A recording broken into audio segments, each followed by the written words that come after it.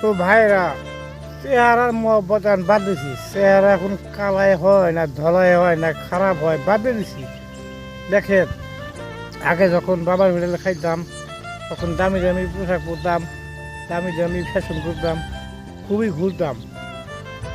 কিন্তু এখন বুঝি দেখেন এই সারাদিন রোদ্রের মধ্যে কাজ কাম করি, এখন বুঝি যে কত কষ্টকর, পিছন দিয়ে গার মারা যায়। তো এখন আর ওই ধরনের স্টাইল পেস্টাইল নাই। দেখেন আগে বাবার হোটেলে খাইতাম, খুব ঘুরানি করতাম, এখন 1 টাকা কামাই করতে খুব প্রয়োজন ভাই, একদম গার মারা যায়। তাই এখন চেহারার মহব্বত বাদ দিয়েছি। তো আমি বলি ভাই, আপনারা যারা যারা বাপের হোটেলে খাইতেছেন তো তার পাশাপাশি ইনকাম শেখেন। তবে দেখেন এই যে চেহারা কেমন ছিল কেমন হয়ে গেল, এখন চেহারা দিন শেষে চেহারা আগে দিন শেষে চেহারাই করতাম যে কালকে মুখটা কীভাবে ফ্যাশন করা যায়, কোন হাতে ঘড়ি লাগা যায়, ওই নিয়ে এখন বাদ দিয়েছি। কারণ এখন ফ্যাশন ট্যাশন করি না, কারণ দিনে হাজিরা করে গেলে খুবই যে কষ্ট, খুবই যে কত কিছু, চেহারার মায়া এখন বাদ দিয়েছি ভাই।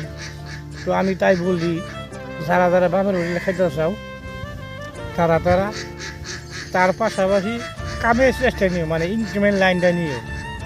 নাহলে দেখেন চেহারার বাদ দিয়েছি। আগে চেহারা খুবই ফুটানি করতাম, চেহারা এখন দিন শেষে চেহারা কী হয় হই ভিডিও সবাই শেয়ার করে দিয়ে।